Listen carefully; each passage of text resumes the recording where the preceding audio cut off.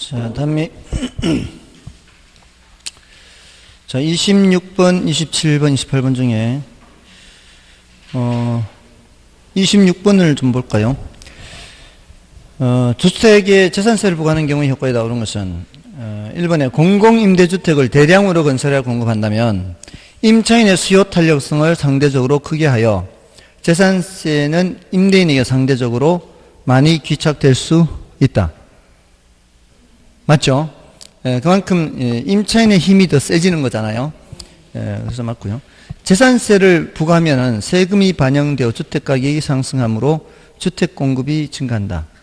그렇지는 않죠. 주택가격이 상승한다고 해서 주택공급이 증가하는 게 아니라 그 주택가격 상승하는 거는 누구 입장에서 상승하는 거예요? 임차인, 수요자 입장에서 가격이 상승하는 거고, 공급자 입장에서는 거기에서 세금을 내고 자기가 챙겨야 되죠. 세금을 내고, 그래서 뭔가 하면 그 오른쪽 페이지 그래프를 보면은 조세를 부과하게 되면은 원래가 P0였거든요. 가운데 P0. 원래가 P0였고 Q0였는데 조세를 부과하게 되면은 P1으로 가격이 올라가요. 그죠? P1으로 가격이 올라가는데 그 P1 가격만큼은 수요자가 내는 돈이고 그 P1에서 P2까지 세금을 내야 되거든요. 세금을 내면은 공급자는 P2밖에 챙기질 못하죠. 그잖아요. P2밖에 챙기질 못해요. 세금을 내면은. 그러면은 공급자 입장에서는 P2가 중요한 가격이에요. P2를 세후 가격이라고 그래요. 세후. 그러면 공급자 입장에서는 가격이 P0에서 P2로 내려간 셈이에요. 가격이 올라가는 거는 누구 입장에서 올라가는 거예요? 수요자 입장에서 가격이 올라가는 거죠. 그래서 2번이 틀린 말이 되는 거예요. 주택 가격은 상승하지만 그게 세전 가격이 올라가기 때문에 그게 공급이 증가하는 것은 아니에요. 그다음에 3번에 주택 보급률이 낮은 경우 임대주택 공급의 가격 탄력성이 수요의 가격 탄력성보다 비탄력적이므로 재산세는 임대인이 상대적으로 많이 부담하게 된다. 자, 주택 보급률이 낮다면 누구 입장에서 선택의 폭이 적어져요? 수요자들, 임차인들이, 집 없는 사람들이 선택의 폭이 작죠? 그죠? 그럼 수요가 굉장히 비탄력적이 되겠죠? 맞나요? 수요의 가격 탄력성이 더 비탄력적입니다. 그래서 수요자에게 더 많이 부담하게 하는 거죠. 틀렸고요. 그 다음에 임대인의 공급의 가격 탄력성이 완전 비탄력적이 아니면 임차인이 전액 부담하게 된다. 공급이 완전 비탄력적이 아니라면 공급자가 다 부담하지는 않는다는 얘기잖아요. 공급자가 다 부담하지는 않는다는 얘기인데 그게 임차인이 다 부담한다는 얘기하고 똑같은 건 아니죠. 그래서 틀렸고요. 재산세를 부과하게 되면 균형 거래량이 변화가 없거나 감소합니다. 증가하는 게 아니고. 그것도 오른쪽 그래프를 보면 되죠. 오른쪽 그래프에 조세를 부과하게 되면 Q0에서 Q1으로 거래량이 줄어들면 줄어들었지 늘어나지는 않는다는 얘기죠. 이게 변함이 없을 수는 있죠. 수직이면 거래량이 변화가 없을 수는 있는데 늘어나지는 않는다는 거예요. 다음에 27번은 이제 여러분이 봐주시고요. 28번을 보겠습니다. 지금 방금 이제 했는 얘기인데 원래 P0, Q0가 이제 최초 조세 부과하기 전 상태잖아요. 그럼 조세를 부과하게 되면은 균형량이 Q1으로 감소하죠. 그건 조세를 부과한 만큼 공급 곡선이 S0에서 S1으로 이동하기 때문이죠. 그 다음에 조세의 크기는 단위당 P1-P2 조세 부과되었다. 맞죠? P1에서 P2만큼이 조세의 크기예요. 그 다음에 이 그래프상 수요자의 부담은 P0-P2다. P1에서 P0까지가 수요자 부담이에요. 그죠? 그 윗부분이 수요자 부담이고 아랫부분은 공급자 부담이 되는 거죠. 그래서 4번 틀렸고요. 그 다음에 조세 부과 후 수요자 부담 가격은 이전보다 상승하고 공급자의 세후 가격은 이전보다 하락한다. 조세를 부과하게 되면 수요자가 부담하는 세전 가격은 올라가잖아요. P1은 P0보다 올라가고 그 다음에 세후 가격은 P2잖아요. P2는 P0보다 내려가는 거죠. 정답은 4번이고요. 다음은 이제 기출 문제인데요. 기출 문제는 이제 앞에 문제하고 좀 겹치는 게 좀 있어서 그 앞부분은 이제 여러분이 봐주시고요. 29번, 30번, 31번. 뒷부분을 좀 보겠습니다. 32번부터. 32번은 이제 임대주택 정책에 관한 설명으로 틀린 것은 1번 장기 임대주택, 장기 공공임대주택은 공공부문이 시장 임대료보다 낮은 수준의 임대주택을 공급하는 것이다. 맞죠? 다음에 임대료 규제는 임대료에 대한 이중가격 형성시킬 우려가 있다. 또 임대료 규제 나왔고요. 규제 임대료가 시장 균형 임대료보다 낮을 경우 임대부동산의 질적 저하를 초래할 수 있다. 이것도 맞고요. 임대료 보조 정책은 임차인의 임대료 부담을 줄여줄 수 있고요. 임대료 상한제 실시는 임대주택에 대한 초과 공급을 발생시킨다. 또 이렇게 묻죠. 이거 굉장히 자주 물었습니다. 초과 공급이 아니라 초과 수요죠. 아무 효과가 없으면 아무 효과가 없지 초과 공급은 절대로 있을 수가 없습니다. 다음에 33번 부동산 조세에 관한 설명으로 옳은 것은 단 우하향하는 수요 곡선을 가장함. 소유자가 거주하는 주택에 재산세를 부과하면 자기가 사는 집에 재산세를 부과하면 수요가 어떻게 되겠어요? 수요가 감소하죠. 수요가 증가됐으니까 벌써 틀렸어요. 다음에 임대주택에 재산세를 부과해요. 그러면 이제 임대주택은 이제 임대시장에서 공급자한테 재산세를 부과하는 거 아니에요. 임대시장이니까 임대주택에 재산세를 부과하면은 공급자한테 세금을 부과하는 거 아니에요. 그럼 임대주택 공급이 어떻게 되겠어요? 감소하겠죠. 그럼 임대료는 하락하겠죠. 근데 임대료는 상승하겠죠.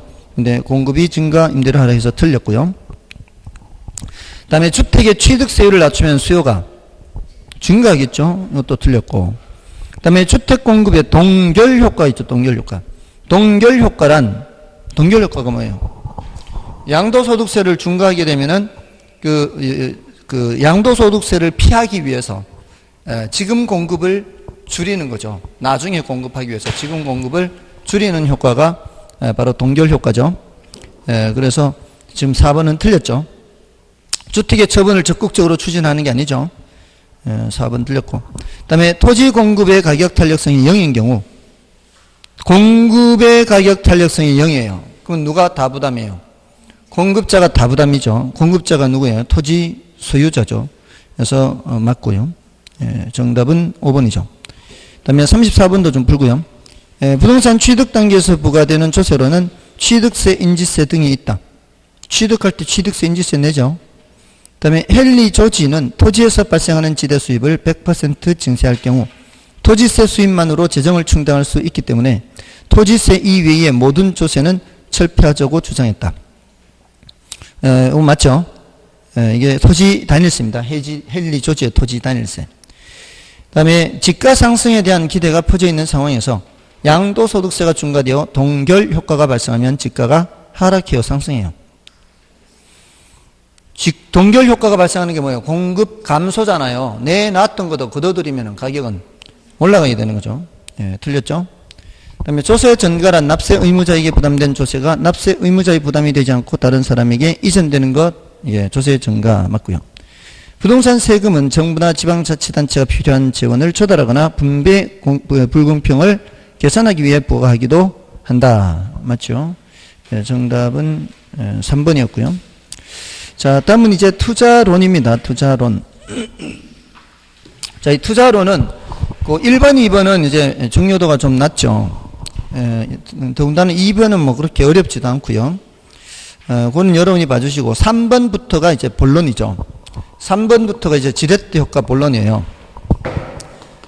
이 지렛대 효과는 계산으로도 나오고 이론으로도 나오죠. 요거는 타인 자본을 사용했을 때 나타나는 효과죠. 타인 자본을 사용하면 뭐를 줘야 돼요? 이자를 줘야 되죠. 이걸 이자율을 이제 생각을 해야 되고요. 이자율을 다른 말로 저당 수익률이라고도 하죠. 다른 사람 돈 빌려서 주는 이자율보다 총자본 수익률, 종합 수익률이 더 커야 되죠. 총자본 수익률, 종합 수익률. 자, 이게 더 커야 지분 수익률이 더 커지게 되죠. 이게 우리가 원하는 무슨 지뢰? 정의 지뢰가 되는 거죠. 근데 결과적으로 어떻게 될 수도 있어요. 결과적으로 이자율보다 낮은 수익을 내게 되면은 지분 수익률이 더 작아지죠. 이게 우리가 원하지 않는 부의 지뢰가 나타나는 거죠. 아주 예외적으로 중립적 지뢰가 나타날 수 있죠. 이 세 가지 값이 다 똑같을 때 중립적 지뢰가 나타날 수 있습니다. 영의 지뢰라고도 하죠. 그리고 지렛대 효과라는 게 이게 남의 돈을 많이 사용할수록 터지면 대박, 깨지면 쪽박이죠. 맞죠? 남의 돈을 많이 사용할수록 진폭이 더 커지게 되는 거죠. 타인 자본 사용이 타인 자본을 사용하지 않았을 때 비해서 진폭을 더 크게 하는 효과가 지렛대 효과. 그리고 이걸 이제 잘 기억해야 돼요. 요 조건을 물어요, 조건을. 정의 지뢰가 발생하는 조건, 부의 지뢰가 발생하는 조건, 또는 부의 지뢰가 발생할 때 타인 자본 사용 비율을 줄이면 부의 지뢰 효과를 정의 지뢰 효과로 바꿀 수 있는 것은 아니에요. 부의 지뢰 효과의 크기를 줄이는 것이지 부의 지뢰 효과를 정의 지뢰 효과로 바꿀 수 있는 것은 아닙니다. 이걸 이제 잘 주의를 해야 되고요. 다음에 이제 이걸 이제 계산 문제로 푸는 경우에도 이제 대답을 해야 되는데, 그건 이제 5, 6, 7번에 있고요. 자, 일단 3번 이론 문제를 보겠습니다. 지렛대 효과에 대한 다음 설명 중 틀린 것은, 지렛대 효과란 타인 자본을 이용하여 투자하는 것이 그렇지 않은 경우에 비해 지분 수익률의 진폭을 크게 하는 효과를 말한다. 맞죠? 다음에 부동산 투자 시 지렛대 효과를 통하여 자기 자본 수익률을 높일 수 있는 것은 차입 이자율이 부동산 수익률보다 낮을 경우이다. 이자가 낮은 이자라야 되겠죠. 다음에 3번 타인 자본을 사용함으로써 자기 자본 수익률이 오히려 감소할 수 있으며 경우에 따라 채무 불이행 상황이 발생할 수 있다. 그렇죠? 타인 자본을 사용하지 않으면 지렛대 효과는 전혀 발생하지 않는다. 예, 그렇죠. 근데 타인 자본을 사용하지 않으면 금융 위험도 없죠. 금융적 위험도 없습니다. 다음에 타인 자본을 사용하면 정의 지렛대 효과 또는 부의 지렛대 효과가 반드시 발생한다. 그렇지는 않죠. 뭐가 나타날 수 있어요? 예외적으로 중립적 지뢰가 있을 수 있죠. 얘만 반드시 발생하는 것은 아니죠. 예외적으로 중립적 지뢰가 있습니다.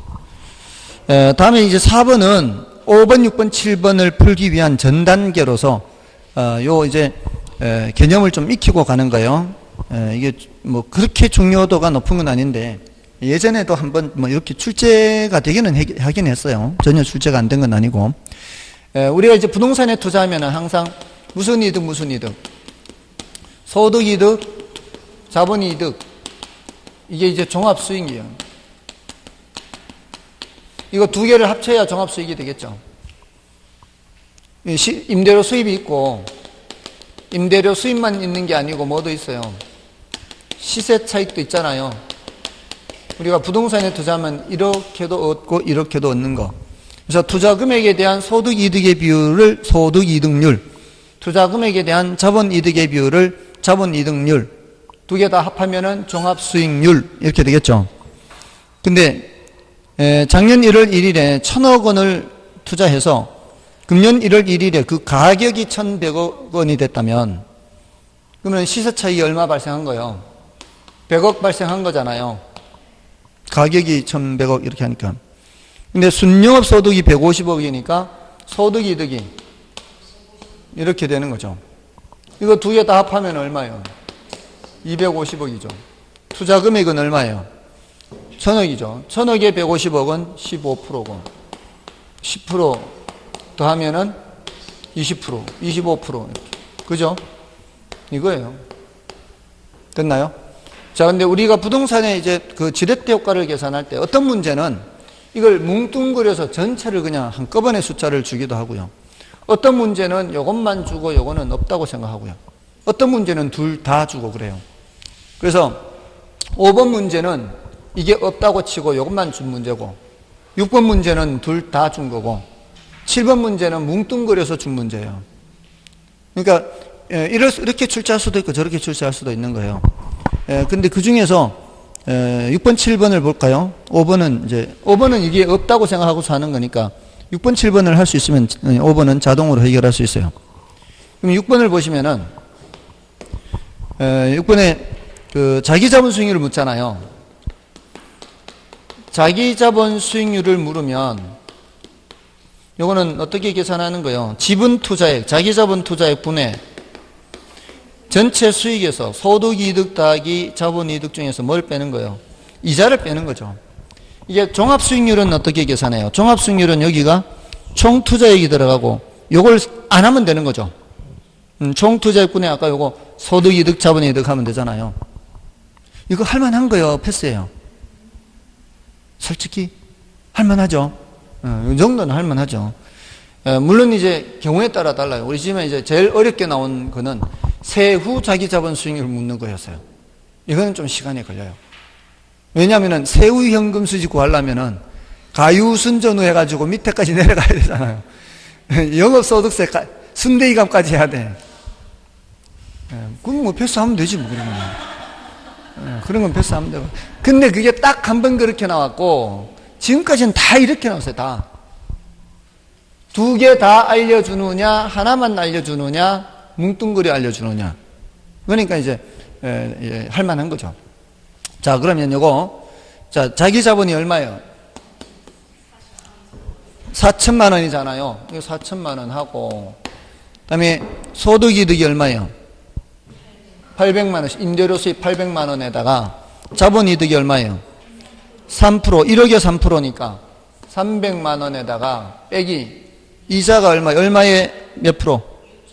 6천만 원에 8%. 0.08. 이렇게 될 거 아니에요. 그러면 4천분의 여기가 1100이고 여기가 480이죠. 1100에서 480을 빼면은 620인가요? 1000에서 먼저 480을 빼보세요. 1000에서 480을 먼저 빼면은 520인데 100을 더하면 되니까 620이죠. 동그라미 한 개 없애고요. 400분의 62. 4가 있으면 반띵 2번 하면 돼요. 반띵 2번 하면은 200. 한 번 하면 200, 또 한 번 하면 100이 되니까.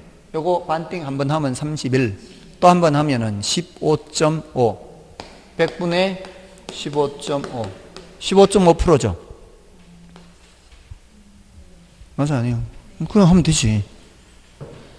됐나요? 자, 이렇게 지분 수익률을 묻는, 자기 자본 수익률을 묻는 문제는 이렇게 하면 되고, 근데 7번은 뭘 물어요? 지렛대 효과의 크기를 묻잖아요. 지렛대 효과의 크기를 물으면, 요거는, 요거 계산해서 차이를 계산하라는 얘기예요.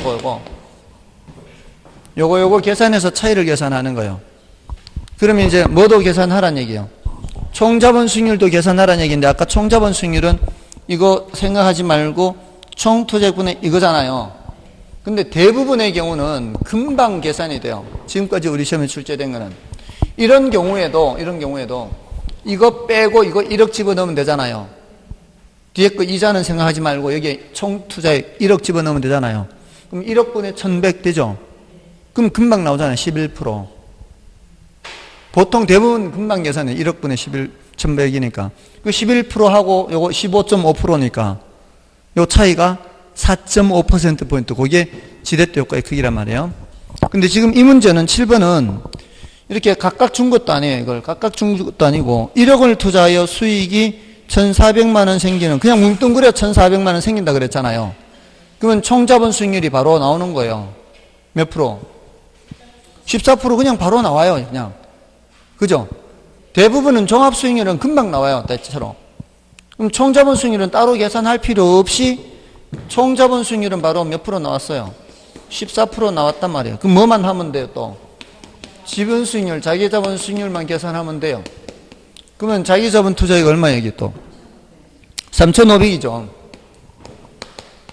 그리고 전체 수익이 1,400 그냥 쓰면 되잖아요. 이제 안 나눠져 있으니까. 안 나눠져 1,400 다 쓰면 되죠. 그럼 이자는 6,500에 몇 프로? 7%, 0.07. 그럼 3,500분의 1,400 마이너스 7호 35, 67이 45, 455죠. 맞나요? 400을 먼저 빼면은 1000에서 55 빼는 거하고 똑같죠. 945가 되겠죠. 3500분의 945. 7로 약분하면은 500분의 7일은 7, 24, 37이 21, 35, 75, 35. 500분의 135죠. 이건 더블 하면은 어떻게 해요? 2배로 하면은 1000분의 270, 27%죠. 항상 분모에 5가 나오면 이걸 나눌 생각하지 말고 더블로 보내면 훨씬 쉽잖아요. 27%죠. 27%면은 13%포인트가 되겠죠. 계산기보다 빠르죠. 계산기 두드리는데 시간이 걸리잖아. 13%포인트 맞아요, 아니에요? 네, 13%포인트. 네, 그리고 보시면, 우리 수준에서는요, 우리 수준에서는 숫자가 딱딱딱 떨어지게 출제를 할 수밖에 없어요. 거의 대부분이. 근사치로 안 나와요. 그럼 벌써 여기 숫자가 이렇게 보이잖아요. 여기에 7의 배수죠, 이게. 1014가. 7 있죠? 7의 배수죠? 다 7이 있기 때문에 이 숫자가 7의 배수예요. 그러니까 바로 7로 나누는 거예요. 7의 배수이기 때문에. 그래서 7로 바로 약분이 되는 거예요. 그러니까, 물론 여러분은 계산기로 하면 돼요. 계산기로 하는데, 계산기가 없이 이제 저 같은 사람은 그냥 숫자를 관찰을 하는 거예요, 숫자를. 숫자를 관찰해서 하기 때문에, 그러니까, 여러분들은 그냥 계산기 두드리면 돼요. 자, 그럼 됐고요. 넘어가시고, 이제 위험과 수익이에요, 위험과 수익. 자, 8번은 그 12번과 내용이 좀 겹쳐요.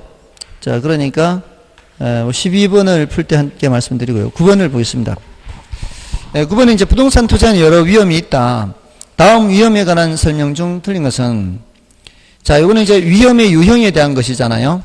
사금법인유하죠. 자, 요 내용들을 좀 체크하고 있어야 되죠. 사업상 위험은 부동산업 자체의 수익성에 관한 위험을 말하며, 이는 시장 위험, 운영 위험, 위치적 위험으로 구분된다. 시운이 맞죠? 시장 위험이 제일 걱정되는 위험이라고 했어요. 어떤 사업을 할 때. 이게 뭐예요? 장사 안 되느냐 이거예요. 장사가 일단 돼야 될 거 아니에요. 장사가 돼야 뭐 그 다음 문제가 해결이 되겠죠. 근데 운영 위험은 뭐예요? 장사 잘 되는 거와 안 되는 거와 관계없이 발생할 수 있어요. 뭐 이런 것도 운영 위험이죠. 예를 들어 장사 잘 돼요. 근데 그 술을 파는 집인데 미성년자들이 와가지고 술 먹고 이제 신고해버리는 거죠. 저 미성년자예요, 이렇게. 그럼 영업정지 먹는 거예요. 이런 거 뭐죠? 이런 거 다 운영 위험. 그러니까 장사 잘 되고 안 돼. 수요 공급 상황과 관련되지 않은 운영 과정에서 나타날 수 있는 포괄적인 위험을 다 뭐라 그래요? 운영 위험이라고 그래요. 그 다음에 위치적 위험은 그 물리적 위치는 고정돼 있지만 그 상대적 위치는 자꾸 변할 수가 있잖아요. 그러니까 장사가 잘 되던 것도 자꾸 상대적 위치가 바뀌면 안 될 수도 있고, 이런 이제 위치적 위험이 있고요. 그 다음에 금융적 위험, 아까 부의지렛대 효과 말씀드렸죠. 남의 돈을 사용하지 않으면 금융적 위험이 있다, 없다? 없다. 남의 돈을 사용하기 때문에 발생하는 위험이고요.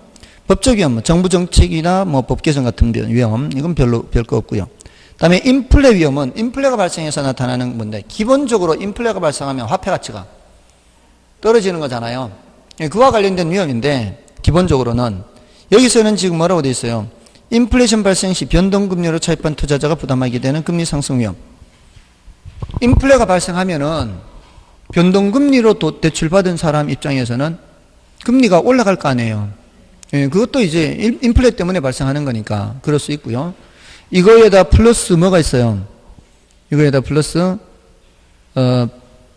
임대료의 실질 가치가 떨어지는 거. 임대료의 실질 가치가 떨어지는 것도 인플레 위험이에요. 보통 이제 2년 계약을 한다고 치면은 짧게 상가는 더 오랫동안 하잖아요. 근데 2년 한다고 치면은 임대료가 첫 번째 달에 받는 임대료하고 마지막에 받는 임대료의 실질 가치는 다를 수 있죠. 계속 인플레가 발생하게 되면은 그 임대료 실질 가치 떨어지는 거예요. 그다음에 유동성 위험은 현금화하기가 어려워서 발생하는 위험이죠. 그래서 환금의 곤란성, 그렇고요. 정답은 몇 번? 2번이고요. 그 타인 자본이 없으면 이제 금융적 위험은 없습니다. 다음에 이제 10번은 인플레이션과 관련된 설명이다. 틀린 것은 1번에 인플레이션이란 전반적인 물가 수준의 상승을 의미하죠. 이는 모든 재화의 가격이 상승하는 것을 의미하나요? 이는 모든 재화의 가격이 상승하는 것을 의미하는 것은 아니죠. 인플레라고 해서 모든 재화 가격이 올라가는 거 아니죠. 일부 재화는 가격이 하락할 수도 있죠. 전반적으로 상승하는 것을 말하고요. 그다음에 물가 수준이 상승하면 화폐 실질 가치가 떨어져서 화폐 구매력이 떨어지죠. 그다음에 인플레 위험을 구매력 위험이라고도 합니다. 구매력 위험, 인플레 위험. 부동산은 일반적으로 인플레 방어 효과가 있는 것으로 알려져 있죠. 인플레가 발생하면은 부동산 가격이 함께 올라가기 때문에. 그다음에 예상치 못한 인플레이션이 발생하는 경우 임대료의 실질 가치가 하락한다. 맞죠? 그만큼 이제 인플레가 발생하니까 뭐 별로 어렵지는 않죠. 자, 다음은 이제 11번, 12번 이제 여러 가지가 있는데요. 11번은 여러분이 좀 봐주시고요. 12번부터 보겠습니다. 아까 12번하고 8번하고 겹치는 부분이 있다고 했는데요. 1번의 투자자의 위험에 대한 태도가 위험 혐오적일수록 요구하는 위험 할증률의 크기가 더 작다. 크다죠. 자, 이거는 위험을 싫어할수록이죠. 여기 이걸 여기다가 쓰지 말고 이게 가까이 쓸까요? 가까이. 요구 수익률은 무위험률 더하기 위험 할증률이죠.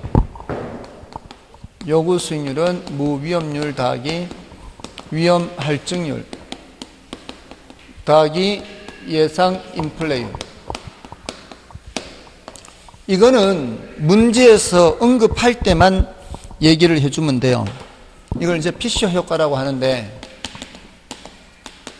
왜냐하면 보통의 경우는 이 예상 인플레이율은 요 안에 들어가 있거든요. 대부분은 여기 들어와 있어요. 왜냐하면은 우리는 금융세계에서는 명목 세상에 산다 그랬어요? 실질 세상에 산다 그랬어요? 명목 세상에 산다 그랬죠. 그러니까 정기예금 금리가 2%다 그러면 그 2% 안에 뭐가 반영이 되어 있는 거예요? 인플레가 반영이 되어 있어요. 그러니까 대체로는 여기에 포함되어 있는 상태이기 때문에 특별히 언급할 때만 얘기해 주면 돼요. 보통 이제 이렇게만 얘기하면 된다 이 말이에요. 자, 근데 무위험률은 시간에 대한 대가잖아요. 기다리기만 하면 되는 거예요. 이거는 위험을 부담하는 데 대한 대가잖아요. 그러니까 얘는 뭐 국공채 수익률이라든가 정기예금 금리 이런 걸 생각하면 돼요. 근데 이 값이 고정돼 있어요. 그때그때 시장 상황에 따라 바뀔 수 있어요.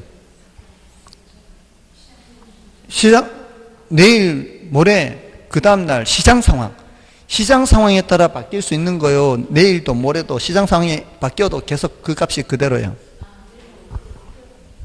그 값이 그대로요. 내일도 모레도.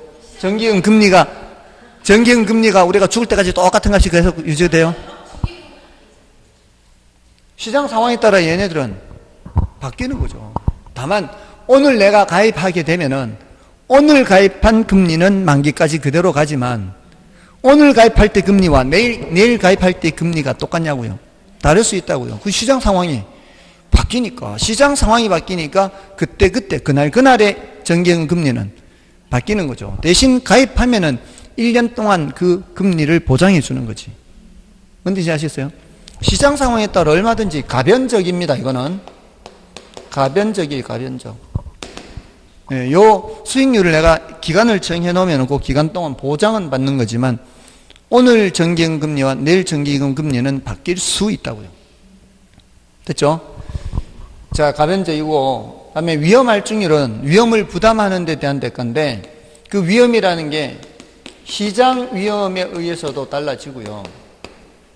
그러니까 시장 위험이 더 위험하면 위험할수록 이게 할증률이 높아진다고요. 내가 지금 은행에 있는 돈을 빼가지고 주식시장에 투자하려고 그래. 또는 은행에 있는 돈을 빼서 부동산 시장에 투자하려고 그래. 자, 이럴 때 주식시장에 투자할 때 하고 부동산 시장에 투자할 때 어떤 시장에 투자할 때 더 높은 수익을 요구해요? 주식시장 투자할 때 더 높은 수익 요구하는 거 아니에요. 시장 위험이 다르잖아요. 자, 그 다음에 그 시장 중에서도 개별 투자안에 따라 위험도가 달라요. 개별 투자안에 따라 위험도 다르다고요. 삼성전자 주식에 투자할 때 요구하는 수준하고 물러가는 자동차 개발하는 회사 투자할 때 마음가짐하고 다르겠죠? 예, 물러가는 자동차 개발하는 회사 투자할 때는 이제 각오를 하고 투자를 해야 되겠죠. 대신 터지면 대박이 될 수 있는 거 아니에요. 맞잖아요. 그러니까 삼성전자는 하루에 몇 퍼센트 변하면은요, 그날은 굉장히 많이 변하는 날이에요. 삼성전자는 하루에 몇 퍼센트 변하는 일이 거의 없어요.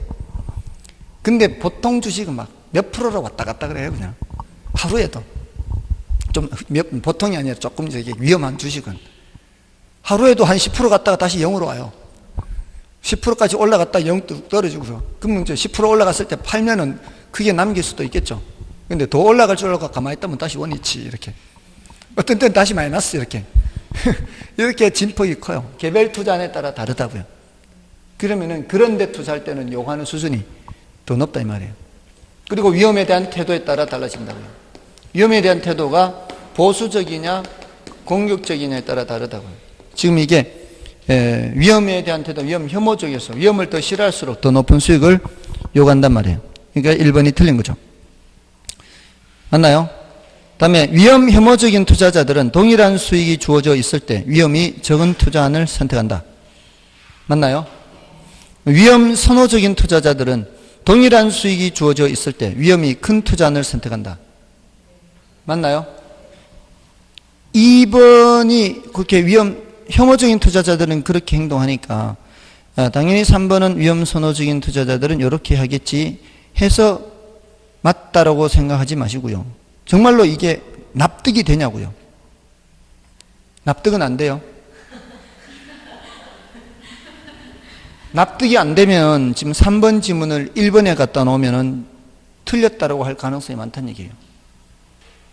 왜 이럴까 이런 생각 안 들어요? 왜 이럴까 이런 생각이 들면은 그럼 납득이 안 된다는 뜻이에요. 아니 바보같이 왜 이럴까 이런 생각이 들면은 납득이 안 된다는 뜻이에요. 왜 위험이 큰 걸 선택할까? 굳이.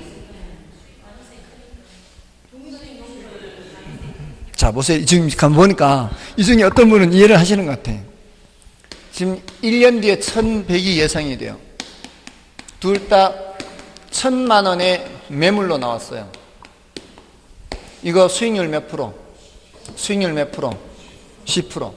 얘는 호황, 불황, 확률은 다 각각 반반인데 얘는 잘 되면은 1,200, 못 되면은 1,000 이런 상황이에요. 얘는 잘 되면 2,000, 못 되면 200 이런 상황이에요. 확률은 반반. 평균 1,100이죠. 평균 1,100이죠. 수익률은 다 10% 맞죠? 자, 이럴 때 A를 선택하는 사람은 위험 회피형, B를 선택하는 사람은 위험 추구형, 선호형. 자, 이제 납득이 돼요? 위험 선호 이제 납득되죠? 네, 지금 납득이 안 됐던 경우는 이것만 본 거였죠. 왜 위험이 큰 걸 할까? 근데 이럴 수도 있다는 거예요. 뭔 뜻인지 아시겠어요? 이제 납득이 되는 거죠. 네. 그래야 O라고 확실하게 O라고 대답을 할 수가 있어요. 3번을. 그렇지. 이런 사람들은 뭐 보고 가는 거예요? 이거 보고 가는 거예요. 위험 선호적인 사람들은. 이제 납득되죠? 이걸 이렇게 설명을 해도 나중 되면 또 질문 들어온다니까요, 사람들이. 인터넷으로 이렇게 이제 Q&A 하면은, 아니, 왜 아무리 위험 선호적이라 해도 똑같은 수익인데 위험을 큰 걸 선택할까요? 이렇게. 꼭 이렇게 설명을 해드려야 이제, 아, 그렇구나. 되는 거예요. 다음에 4번. 위험 중립적인 투자자들은 수익의 크기가 동일하다면 위험이 작든 크든 관계없이 어느 투자안이나 동일하다고 판단해요. 그러니까 위험 중립적인 사람들은 이런 사람들이라고요. 이게 위험이 크다는 거 확실하죠? 위험이 작은 거 확실하죠? 근데 예상 수익은 어때요? 예상 수익은 똑같잖아요. 그럼 이거 안 보고 똑같은 놈이네 이렇게 하는 거죠. 이런 사람들도 정신세계가 좀 남다른 사람이에요. 똑같은 거네, 이렇게.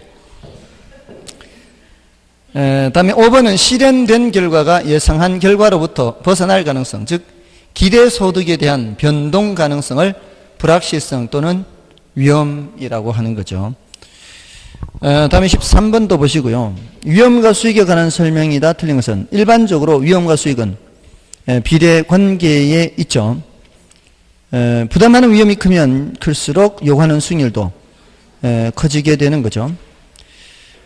다음에 무위험률은 장래에 기대되는 수익이 확실한 경우의 수익률을 말하며 순수한 시간 가치에 대한 대가로서 일반 경제 상황과는 관계가 없다.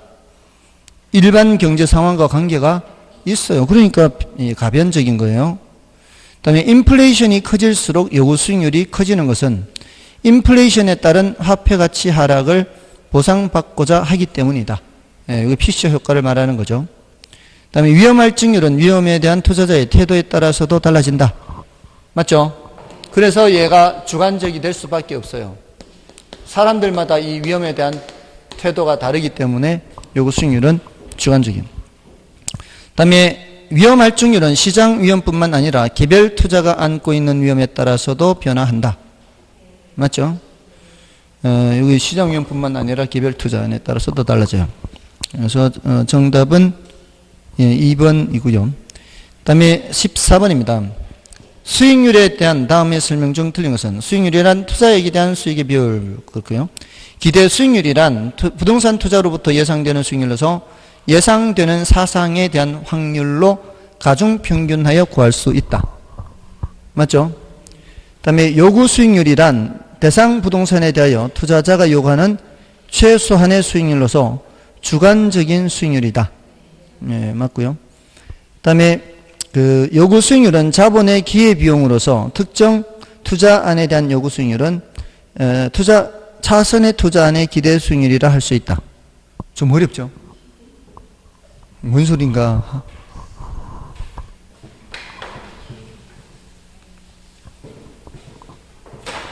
자, A, B, C, D 여러 개 투자안이 있어요. D의 기대 수익률은 10%, C의 기대 수익률은 11%, B의 기대 수익률은 12%, A의 기대 수익률은 아직 계산 안 했어요. 자, A에 투자하려면 최소한 몇 프로 이상 돼야 될까요? 다른 조건은 똑같은 상황이에요. 12% 이상은 돼야 되죠. 그게 바로 A의 요구 수익률이에요. 그죠? 지금 A의 요구 수익률이라는 것은 지금까지 밝혀진 투자안들 중에서는 가장 높은 것이라야 돼요. 최소한 요구 이상은 돼야 갈 거니까. A의 요구 수익률은 여기 있죠. 자, 이런 상황에서 이렇게 계산이 된다면 하는 거예요, 마는 거예요? 하는 거죠. 자, 그러면 얘가 최선인 거죠. 얘가 차선이잖아요. 얘의 요구 수익률은 차선의 기대 수익률 아닌가요? 그런 뜻이에요. 어떤 투자안의 요구 수익률은 요거잖아요. 요거는 차선의 기대 수익률과 같다 이 말이에요. 됐죠?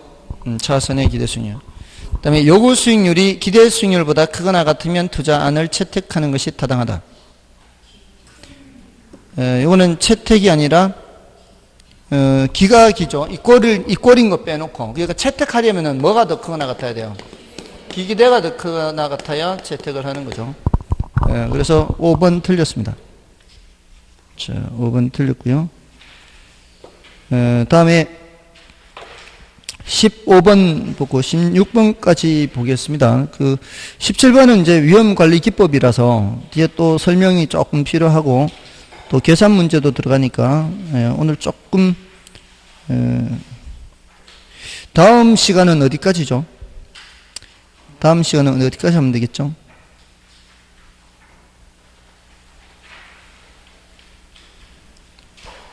다음 시간은 일단 투자론까지는 다 끝내야 돼요.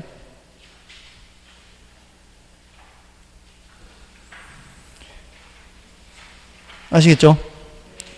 투자론까지 다 풀어 오십시오.